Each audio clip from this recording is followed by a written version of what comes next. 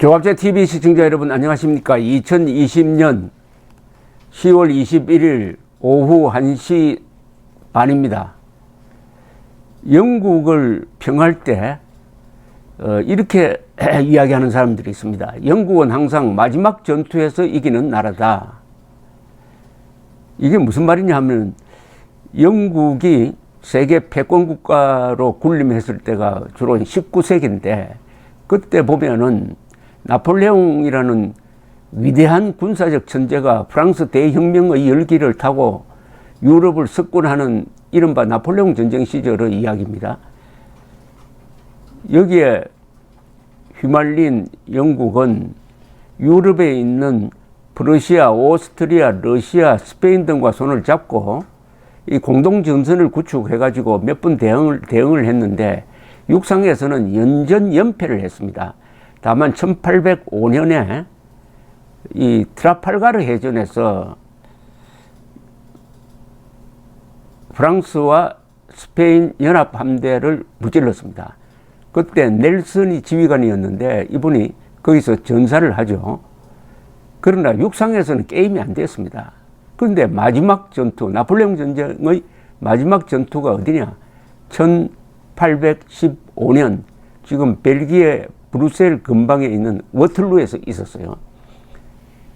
거기서 이겼습니다. 거기서 영국군 총사령관 웰링턴 장군이 프러시아 군대의 도움을 받아가지고 나폴레옹을 무찌릅니다. 그날 하루 그 전장에서 상방이 약 4만 명이 죽었습니다. 마지막 전투에서 이기면 다 이긴 거 아닙니까?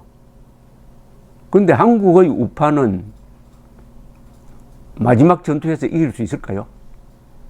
마지막 전투에서 이겨야 됩니다. 전술적 승리가 아니라 전략적 승리를 해야 됩니다.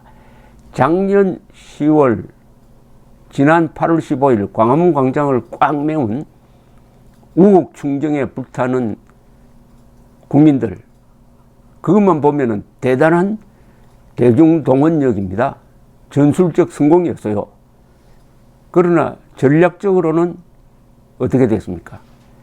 작년 10월의 그 열기는 올해 4월 15일 총선으로 연결되지 않고 해서 여당이 압승을 했습니다. 그리고 지난 8월 15일 우중의 광화문 열기는 문재인 정권의 덫에 빠진 셈이 되어가지고 코로나를 재확산시켰다는 저들의 선동에 하나의 빌미를 제공을 했습니다. 선동이 전부 거짓말입니다. 그러나 거짓말도 통합니다. 이렇게 해서 전략적 성공으로 이어지지 못했습니다. 그런데 영국 사람들은 왜 이렇게 전략적으로 성공하느냐? 그 비유를 이렇게 하는 사람이 있습니다.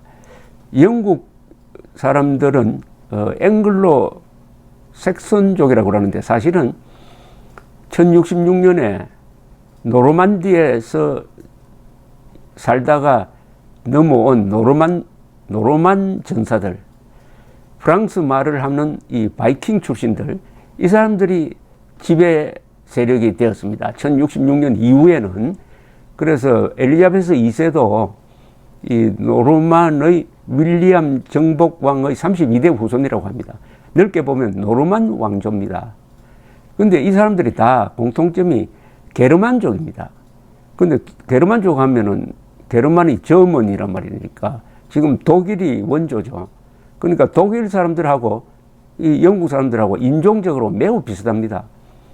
영어가 독일어과에 속합니다. 독일어가 모어입니다. 모어. 그래서 영어 안에는 이 독일어 계통, 라틴어 계통, 프랑스어 계통이 골고루 이렇게 섞여 있습니다. 그런데 영국 사람하고 독일 사람의 가장 큰 차이를 유머에 두는 사람이 있습니다.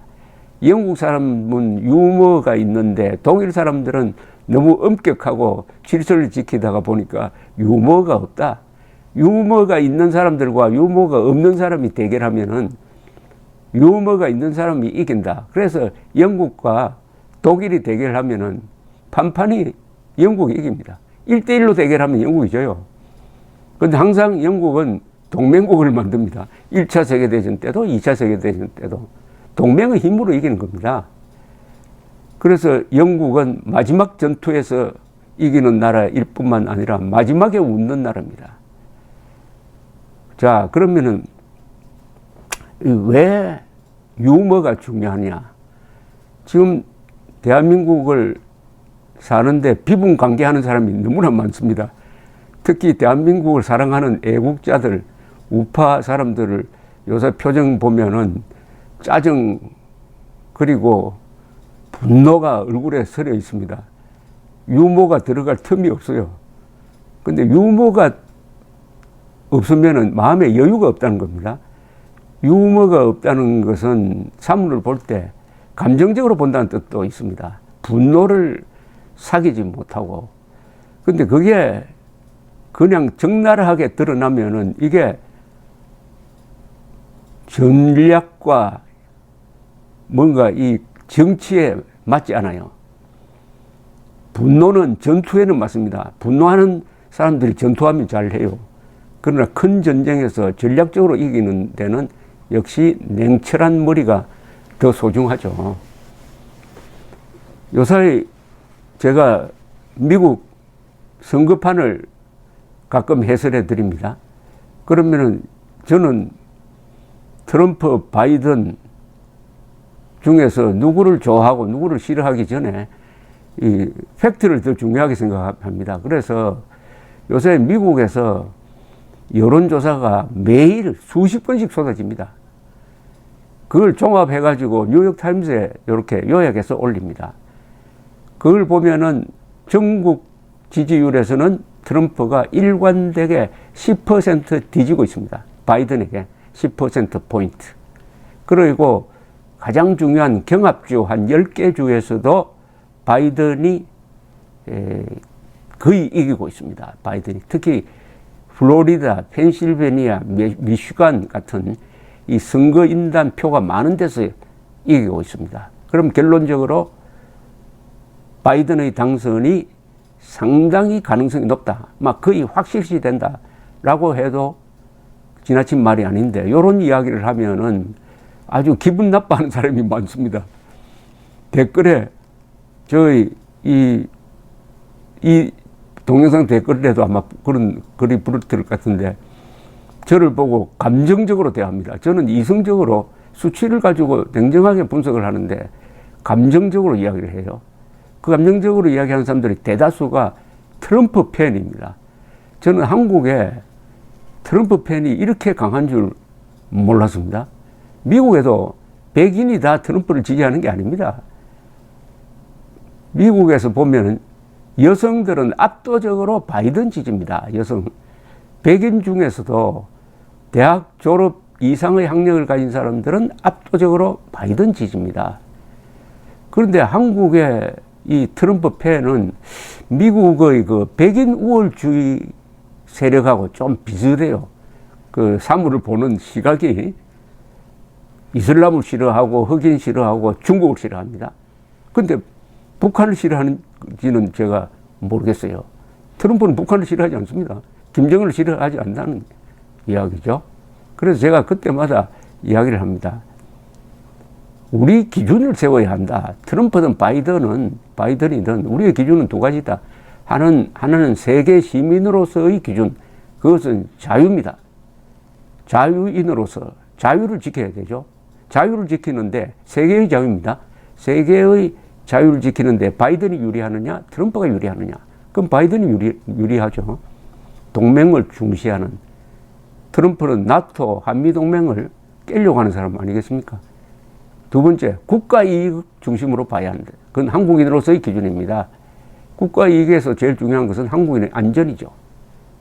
그러면 바이든이냐 트럼프냐 이 두 가지 기준으로 보면은 결론을 쉽게 낼 수가 있는데 무슨 연유인지 트럼프를 무작정 좋아해요. 무작정 좋아하는데 그렇다면은 그러면 트럼프가 김정은을 자기의 애인처럼 이야기하는데 그럼 트럼프가 사랑하는 김정은도 사랑하느냐? 한국의 우파가 그건 아니겠죠.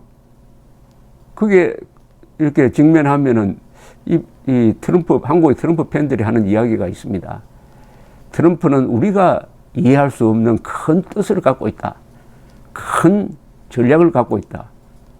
트럼프가 그런 전략을 가질 사람처럼 보입니까? 보입니까? 그리고 또 하나, 중국에 이길 사람은 트럼프뿐이다 라고 자꾸 이야기를 하는데 결론은 이미 났습니다. 시진핑과 트럼프의 대결에서 트럼프가 지금 참패하고 있습니다. 그럼 뭐가 경제 성적표죠. 지금 3, 4분기니까 그러니까 7월, 8월, 9월 경제 성장률이 중국이 플러스 4.9%입니다. 그런데 미국의 3분기 통계가 아직 안 나왔고요. 2분기는 마이너스 33%입니다. 마이너스 33%. 그 이유는 뭐냐? 바로 코로나 사태를 중국은 빨리 졸업했고 미국은 그 수렁에 빠져서 허우적거리면서 22만 명이 죽었다. 22만 명이 이게 일종의 트럼프의 실정에 의해서 그렇게 많이 죽지 않아도 되는데 죽었다. 22만 명이 적은 숫자입니까? 22만 명이면 1차 세계대전 때 미군 전사자의 2배입니다. 그리고 2차 세계대전 때 미군이 30만 명이 전사했는데 이대로 가면은 2차 세계대전 전사자를 능가합니다. 한국전쟁 때 5만 4천 명이 전사를 했거든요. 벌써 그 4배 아닙니까? 이런데도 트럼프가 당선되어야 된다고 주장을 하면은 더구나 미국 사람도 아니면서 그런 사람이 우파라고 자처하면은 참 앞이 깜깜해집니다. 그런데 한국 사람들이 기질 중에 어떤 사람을 좋아하면은 그 사람을 무작정 끝까지 좋아하다가 같이만 낭떠러지에 떨어지는 경우가 있습니다. 그것도 한국 사람이면 몰라도 미국 사람을 향해서 그렇게 일방적인 짝사랑을 하면은 어떻게 되겠습니까? 더구나 그런 주장을 하는 사람들이 우파에 있다면 우파는 뭘 제일 중요시하게 여기느냐? 진실입니다. 진실, 정의, 자유에서 벗어나면 안 되죠. 그건 우파가 아니죠. 그냥 트럼프 팬클럽이죠. 이런 일이 있었습니다. 1970년대에 런던에서 유럽에 사는 교민들이 회의를 했습니다. 아침에 식당에서 만났어요. 근데 이 영국은 좀 음식이 약합니다. 그래서 프랑스에서 온 교민이 혀를 끌끌 차면서 이게 뭐냐고, 영국 음식 이게 뭐냐. 프랑스 빵이 얼마나 좋은데 이게 뭐 맛도 없고 이랬습니다. 프랑스 빵이 세계 최고라는 식으로 이야기를 하니까 그 맞은편에 있던 독일에서 온 교민이 무슨 소리냐고, 빵은 독일이 최고다.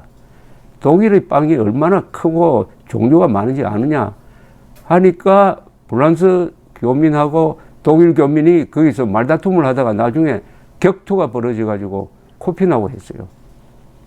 그걸 말린 사람이 지금은 원로가 된 언론인인데 이 사람이 이런 이야기를 하면서 말렸답니다.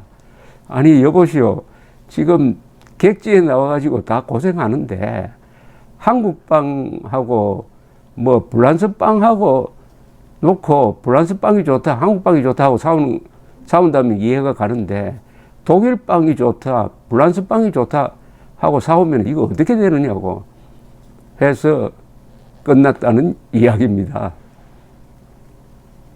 제가 70년대 부산에서 사회부 기자를 했는데요. 가끔 이런 사고가 있었어요.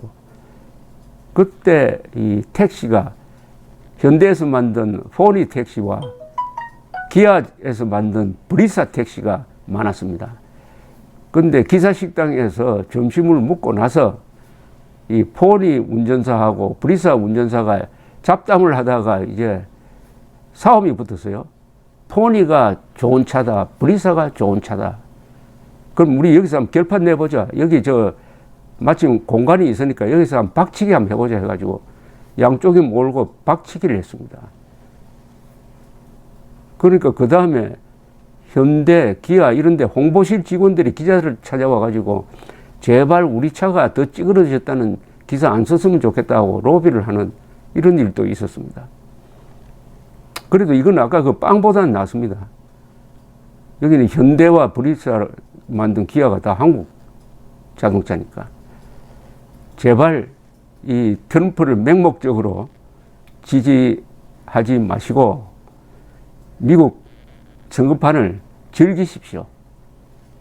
미국 선거판에서 바이든이 당선되는 게 현재로 한국의 국가 이익, 세계의 자유를 위해서 저는 유리하다고 보고, 무엇보다도 바이든이 유리합니다. 유리하고 바이든이 당선된 다음에 우리가 한국의 우파가 지금 코로나로 몰려 있는데 돌파구가 생길 가능성이 있습니다. 결국 돌파구는 어디서 나와야 되느냐? 북한 노동당 정권을 몰락시킬 때 한반도의 고민들이 해소될 수가 있습니다. 그쪽으로 바이든이 움직일 수 있도록 바이든이 민주당의 전통에 따라서 민주당은 해외 개입을 적극적으로 합니다. 1차 세계대전에 참전한 것도 민주당의 윌슨, 2차 세계대전도 민주당의 프랭클린 루즈벨트, 한국전에 군대를 보낸 대통령도 민주당의 트럼프, 월남전을 확대시킨 것도 미국의 케네디 존슨 대통령입니다. 그러니까 해외 적극 개입 정책을 추진해 온 이 바이든이 또 김정은을 도살자라고 해요. 도살자라고 합니다. 그리고 깡패라고 해요. 깡패로 THUG, 썩이라고 합니다. 그런 사람을 잘 이용을 해가지고 이 한반도의 게임에서, 특히 한반도의 핵 게임에서 우리가 지금 코로나로 몰려 있는데 돌파구를 마련할 수 없을까? 그러면은 바이든 정권을 우리가 어떻게 요리할 것이냐? 바이든하고 잘 아는 사람 없느냐? 바이든의 참모들과 통하는 사람 없느냐? 이런 생각을 지금 하고 있어야 그게 진정한 우파고 대한민국 세력 아니겠습니까? 그러나 이제 뭐 투표일 딱 2주 남았습니다. 즐기십시오. 감사합니다.